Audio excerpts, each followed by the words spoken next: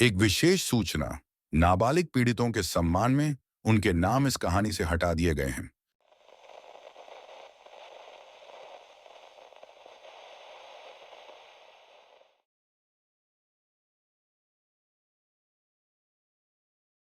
अनफेबल्ड में आपका स्वागत है। यहाँ हम सच्चे अपराध, पारलौकिक घटनाओं और रहस्यमय कहानियों की खोज करते हैं। आज के एपिसोड में हमारे साथ शामिल होने के लिए धन्यवाद। यह कहानी अंजनाबाई से शुरू होती है, जो छोटी उम्र से ही भीड़ भाड़ वाली जगहों में लोगों की जेब काटती और औरतों के गहने चुराती। उसका जीवन कठिनाइयों और अपराधों से भरा हुआ था। एक दिन वो एक ट्रक ड्राइवर की मदद से पुणे भाग गई।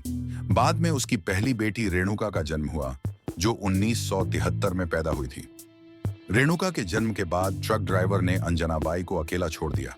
फिर उसने मोहन गवित से शादी की, जो एक रिटायर्ड सैनिक था, और 1975 में उनकी दूसरी बेटी सीमा का जन्म हुआ। हालांकि अंजनाबाई के अपराधों का इतिहास, जिसमें ज्यादातर छोटी मोटी चोरियां और जेब तराशी शामिल थे, बार बार पुलिस की परेशानी का कारण बना।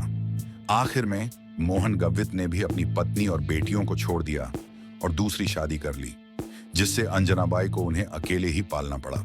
इस माहौल में बड़े होते हुए बहनों पर उनकी मां का गहरा प्रभाव पड़ा और अंततः वो भी अपराध की ओर मुड़ गईं। 1989 में रेणुका ने पुणे में रहने वाले एक दर्जी किरण शिंदे से शादी की। उन्हें एक बेटी भी हुई। किरण भी उन तीनों द्वारा किए गए अपराधों में उनका साथी बन गया। 1990 में रेणुका की चोरी की कोशिश चतुर्श्रृंगी मंदिर, पुणे में नाकाम हो गई और वो पकड़ी गई। उसने अपने छोटी बेटी का उपयोग करके खुद को छुड़ाया, ये कहते हुए कि एक छोटे बच्चे की मां चोर नहीं हो सकती। भीड़ ने उसे जाने दिया और उसने यह चाल अपनी मां और बहन के साथ साझा की। तभी उन्होंने छोटे बच्चों को अपनी चोरी में शामिल करने का फैसला किया। इसके बाद सीमा, रेणुका और अंजनाबाई ने पुणे, ठाणे, कल्याण, कोल्हापुर और नासिक के मंदिरों, त्योहारों और बाजारों से बच्चों का अपहरण करना शुरू कर दिया। ये तीनों बच्चों को भीड़भाड़ वाली जगहों पर ले जाती, जहां रेणुका या सीमा कीमती सामान चुराती और बच्चे ध्यान भटकाने का काम करते। अगर कोई पकड़ा जाता तो ये लोग बच्चों का उपयोग सहानुभूति प्राप्त करने के लिए करते। आगे चलकर अगर बच्चा उनके लिए समस्या बन जाता तो वो उसे मार देते। उनकी पहली हत्या 18 महीने के एक बच्चे की थी, जिसे रेणुका ने जुलाई 1990 में कोल्हापुर से एक गरीब परिवार से अगवा किया था। वो उसे पुणे ले आए। एक साल बाद अप्रैल 1991 में उसे वापस कोल्हापुर ले गए, जहां अंबाबाई मंदिर में एक भक्त का पर्स चुराने की कोशिश करते समय सीमा पकड़ी गई। सीमा से भीड़ का ध्यान हटाने के लिए अंजनाबाई ने उस बच्चे को तेजी से नीचे फेंक दिया। लोग बच्चे को देखने गए, तब सीमा को भागने का मौका मिला। अंजनाबाई ने बच्चे को उठाया और वहां से जल्दी निकल गई। लेकिन जब गंभीर रूप से घायल बच्चा रोता रहा तो इन तीनों को पकड़े जाने की चिंता होने लगी। तब अंजनाबाई ने बच्चे को चुप कराने के लिए उसे बिजली के खंभे से पटक दिया। मौके पर ही उसकी मौत हो गई और उन्होंने उसे एक पुराने रिक्शा के ढेर के पास छिपा दिया। इसके बाद ये तीनों मामला ठंडा होने तक गायब हो गए। 1990 से लेकर पकड़े जाने तक बहनें और उनकी मां ने बच्चों को उनके परिवारों से छीनने का सिलसिला जारी रखा। इस अवधि में लोगों का अनुमान है कि अंजनाबाई, सीमा और रेणुका ने लगभग 40 या उससे अधिक बच्चों का अपहरण किया होगा। पुलिस बढ़ते मामलों से अभिभूत अपहरणों में पैटर्न देखने लगी। उन्होंने लापता बच्चों के परिवारों और अन्य गवाहों से जानकारी एकत्र करके मामलों में समानताएं पहचानी, जैसे कि अपहरणकर्ताओं द्वारा उपयोग किए गए स्थान और तरीके। जब वो बिंदुओं को जोड़ रहे थे तो उनकी जांच को अक्टूबर 1996 में गति मिली, जब नासिक में अंजनाबाई और उनकी बेटियों के खिलाफ एक पुलिस शिकायत दर्ज की गई। यह शिकायत अंजनाबाई के पूर्व पति मोहन गवित की दूसरी पत्नी प्रतिभा ने दर्ज कराई। उन्होंने आरोप लगाया कि इन तीनों ने उनकी 9 साल की बेटी का अपहरण किया था। जांच शुरू होने पर पुलिस को पता लगा कि अंजनाबाई और उसकी बेटियों ने शुरू से ही मोहन गवित और उसके नए परिवार से नफरत की और उनके प्रति गहरा द्वेष रखा था। छानबीन के दौरान पुलिस ने अंजनाबाई और उसकी बेटियों को ढूंढने की पूरी कोशिश की, पर ये छिपे रहे। लेकिन 19 नवंबर को उन्हें प्रतिभा और मोहन की दूसरी छोटी बेटी का अपहरण करने की कोशिश करते हुए गिरफ्तार कर लिया। उनके घर की तलाशी के दौरान पुलिस को छोटे बच्चों के खिलौने और कई कपड़े मिले। इसके अलावा उन्हें फॉरेंसिक सबूत भी मिले जो इस मामले का मुख्य आधार बन गए। किरण शिंदे को भी गिरफ्तार किया गया, लेकिन बाद में वो सरकारी गवाह बन गया। उसने बताया कि कैसे मां और बेटियों ने अपराधों को अंजाम दिया और उनकी भूमिकाओं का खुलासा किया। ये विवरण उनके भयावह अपराधों को सिद्ध करने में महत्वपूर्ण साबित हुए। जांचकर्ताओं ने तीनों संदिग्धों को जिद्दी पाया, विशेष रूप से मां अंजनाबाई को। अंततः सीमा ने 9 साल के बच्चे के अपहरण और हत्या को स्वीकार किया, लेकिन उसने कहा कि यह सब उसकी मां के आदेश पर किया गया था। तीनों को बाद में मोहन और प्रतिभा की बेटी के अपहरण और हत्या के आरोप में आरोपित किया, लेकिन दोषी नहीं ठहराया गया।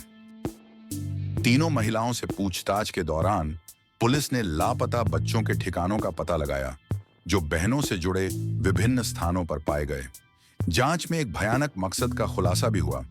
महिलाओं ने निर्दोष बच्चों की हत्या इसलिए की क्योंकि वो सहयोग नहीं कर रहे थे या रोना बंद नहीं कर रहे थे। एक बार इन तीनों ने एक छोटी लड़की की हत्या कर दी और उसे एक सूटकेस में रखा। फिर वो उस सूटकेस को लेकर एक थिएटर गए, जहां उन्होंने आराम से एक फिल्म देखी और फिर घर जाते समय उस सूटकेस को कहीं छोड़ आए। उनके द्वारा की गई हत्याएं इतनी भयानक थीं कि मैं उनकी क्रूरता का वर्णन करने के लिए शब्द नहीं ढूंढ पा रहा हूं। उनकी अमानवीयता अकल्पनीय है। गिरफ्तारी के 2 वर्षों के भीतर और मुकदमा शुरू होने से पहले लगभग 50 वर्ष की उम्र में अंजनाबाई की बीमारी के कारण मृत्यु हो गई। मुकदमा एक विस्तृत और कठिन कानूनी प्रक्रिया थी जो लंबे समय तक चली।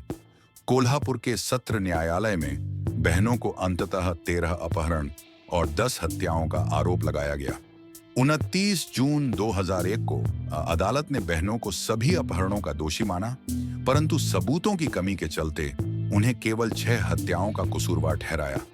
अन्य 4 हत्याओं के लिए पर्याप्त प्रमाण नहीं मिल सके। अभियोजन पक्ष ने दावा किया कि किसी भी समय आरोपियों ने अपनी की गई बर्बरता के लिए थोड़ा भी पछतावा नहीं दिखाया। 2004 में बॉम्बे हाई कोर्ट ने दोष सिद्धि को बरकरार रखा, लेकिन उन्हें एक हत्या से बरी कर दिया। 31 अगस्त 2006 को सुप्रीम कोर्ट ने हाई कोर्ट के फैसले को बरकरार रखा। विशेष लोक अभियोजक उज्ज्वल निकम ने उस समय कहा, हमने हत्या की अवधि को 6 वर्षों तक सीमित कर दिया, हालांकि ये वास्तविकता में उससे भी अधिक समय तक चला। इन महिलाओं को ये याद नहीं है कि उन्होंने कितने बच्चों की हत्या की है। बहनों ने बाद में 2008 और 2009 में दया याचिकाएं दायर की, जिन्हें अंततः 2014 में दिवंगत पूर्व राष्ट्रपति प्रणब मुखर्जी ने खारिज कर दिया। 18 जनवरी 2022 को हाई कोर्ट ने अपना निर्णय सुनाते हुए रेणुका और सीमा की मौत की सजा को आजीवन कारावास में बदल दिया। राज्य द्वारा उनकी दया याचिकाओं पर निर्णय लेने में घोर और बिना वजह की देरी के कारण यह फैसला लिया गया। न्यायालय ने बताया कि इस देरी का दोषियों पर अमानवीय प्रभाव पड़ा।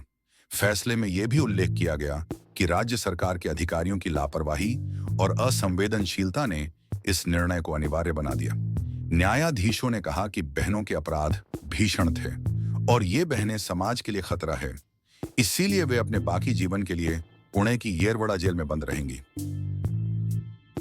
आज के एपिसोड को सुनने के लिए आपका फिर से धन्यवाद। कृपया हमारे चैनल को लाइक, शेयर और सब्सक्राइब करें।